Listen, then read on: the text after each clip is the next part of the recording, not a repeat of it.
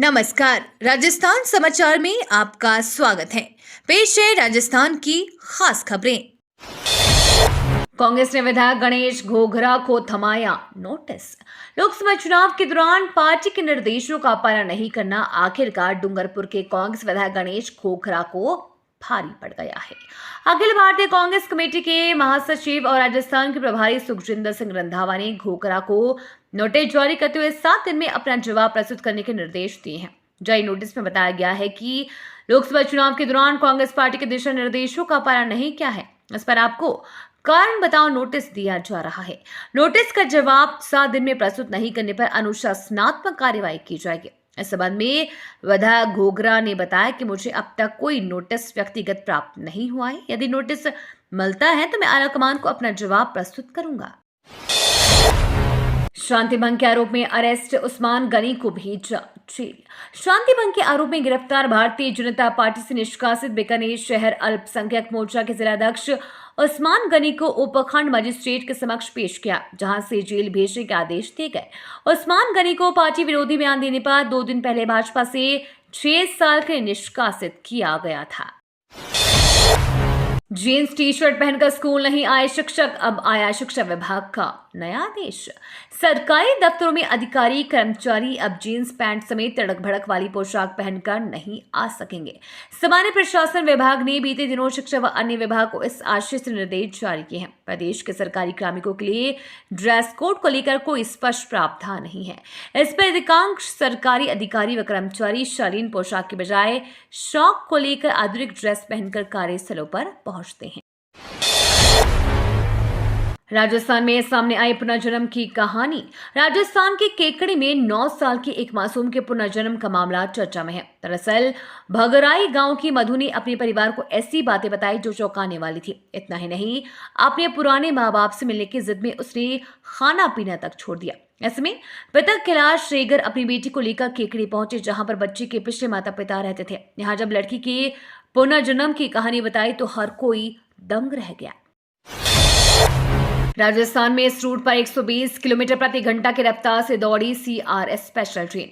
राजस्थान में गोविंदी मारवाड़ से नावा city railway station के बीच 120 किलोमीटर प्रति घंटा की रफ्तार से CRS स्पेशल ट्रेन दौड़ाकर सफल ट्रायल किया गया। इसके साथ ही रायका बाग फुलेरा रेल दोहरीकरण परियोजना पूरी हो गई। इस दोहरीकरण कार्य के पूरा होने से जोधपुर डबल लाइन से जयपुर से जुड़ गया। अब ट्रेनें क्रॉसिंग में रुकेगी नहीं रुकेगी। जयपुर सीट पर सियासी सुर बरकरार, नेताओं के दावे अपार। राजस्थान की 25 लोकसभा सीटों पर मतदान संपन्न हो चुका है। मतदान प्रतिशत का जयपुर के भाजपा और कांग्रेस नेता अपने अपने हिसाब से आकलन कर रहे हैं। भाजपा नेताओं ने कहा है कि राम मंदिर प्राण प्रतिष्ठा कार्यक्रम में नहीं जाने के कारण कांग्रेस का कोर वोट बैंक भी उससे नाराज हो गया। ये वोट बैंक भाजपा को वोट नहीं दे सकता था, उसने घर बैठना ही उचित समझा। कांग्रेस नेताओं ने कहा कि भाजपा ने सिर्फ मोदी के नाम पर 400 पार का नारा दिया। ऐसे में उसे वोट बैंक के बड़े वर्ग ने इस बार मतदान से दूरी बना ली। लू के चले थपेड़े, पारा वापस पहुंचा 41 पर। कोटा शहर में पिछले 2 दिन से अंधड़ बारिश व बादल छाए रहने से मौसम में बदलाव था, लेकिन रविवार को मौसम शुष्क रहा। इसके चलते गर्मी के तेवर वापस तीखे हो गए। दोपहर में गर्म हवा चली, लू के थपेड़े चलते रहे। सीजन में तीसरी बार पारा 41 डिग्री पर पहुंच गया। मौसम विभाग के अनुसार कोटा शहर में मौसम शुष्क रहेगा, पारे में मामूली उतार चढ़ाव रहेगा।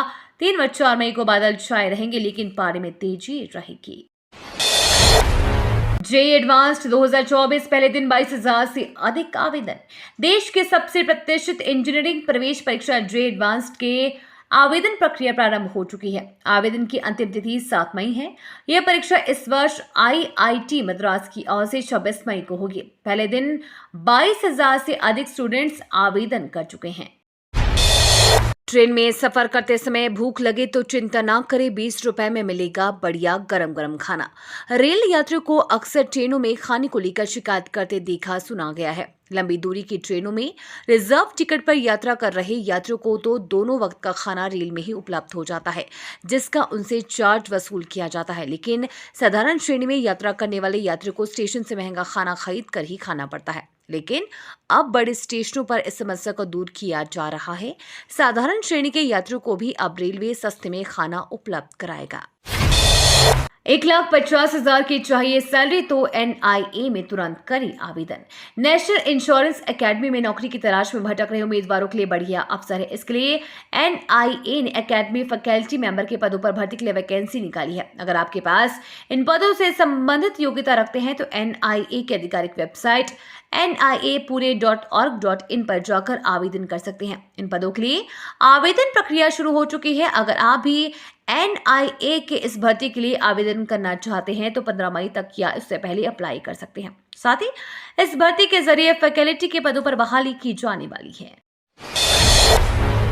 ACB के हत्थे चढ़े IAS हनुमान बल ढाका हुए APO। राजस्थान सरकार ने दूदू कलेक्टर हनुमान बल ढाका को APO कर दिया है। देर रात ग्रामीण विभाग ने आदेश जारी कर दिए। उन पर रिश्वत लेने का आरोप है। बता दें ACB ने आधी रात को उनके आवास पर छापे मारे थे। केदारनाथ बद्रीनाथ धामों में 1 घंटे के अंदर भक्तों को होंगे दर्शन। चारधाम यात्रा के लिए उत्तराखंड आने वाले श्रद्धालुओं को धाम और मंदिरों में अब घंटों लंबी कतार में नहीं लगना होगा। केदारनाथ बद्रीनाथ गंगोत्री समेत चारों धामों में भक्तों को आसानी से दर्शन हो सकेंगे। स्लॉट टोकन सिस्टम के जरिए श्रद्धालुओं को 1 घंटे के भीतर दर्शन हो जाएंगे। सरकार ऐसा टोकन स्लॉट सिस्टम को अधिक प्रभावी रूप से लागू करने जा रही है। श्रद्धालु का समूह बनाकर उन्हें एक तय समय दिया जाएगा जिसमें वो आकर दर्शन कर सकेंगे। पर्यटन एवं धर्मस्व मंत्री सतपाल महाराज ने चारधाम यात्रा की तैयारियों की जानकारी साझा की। 14 साल बाद भारतीय पुरुष टीम ने तीरंदाजी में जीता गोल्ड मेडल। भारतीय पुरुष रिकर्व टीम के धीरज बोब देवरा, तरुण दीप राय और प्रवीण जाधव ने मौजूदा ओलंपिक चैंपियनशिप दक्षिण कोरिया को पछाड़ते हुए रविवार को यहां 14 साल बाद तीरंदाजी विश्व कप में ऐतिहासिक जीत हासिल की। ये विश्व कप के अंतिम मुकाबले में भारतीय पुरुष रिकर्व टीम की पहली जीत है और इससे आगामी पेरिस ओलंपिक में जगह पक्की करने की उनकी संभावनाओं को बल मिलेगा। गृह मंत्री अमित शाह ने कहा, जब तक बीजेपी की सरकार है आरक्षण को कोई हाथ नहीं लगा सकता। राहुल गांधी के आरक्षण को खत्म करने वाले आरोप पर केंद्रीय गृह मंत्री अमित शाह ने कहा है कि आरक्षण को खत्म करने की बीजेपी की कोई मंशा नहीं है। राहुल गांधी झूठ बोलकर लोगों को गुमराह कर रही हैं। 10 साल से बीजेपी की सरकार चल रही है। दोनों बार पूर्ण बहुमत से सरकार बनी है। पीएम मोदी ने दलित, पिछड़े और आदिवासी भाई बहनों को गारंटी दी है कि जब तक बीजेपी सरकार है आरक्षण को कोई हाथ नहीं लगा सकता है। इस दिन आएगी पीएम किसान सम्मान निधि योजना की 17वीं किस्त। मीडिया रिपोर्ट्स के माने तो केंद्र सरकार प्रधानमंत्री किसान सम्मान निधि योजना की 17वीं किस्त के पैसे लोकसभा चुनावों के बाद जून या जुलाई महीने में जारी कर सकती है। हालांकि सरकार ने अभी तक इसको लेकर किसी प्रकार का कोई ऑफिशियल ऐलान नहीं किया है।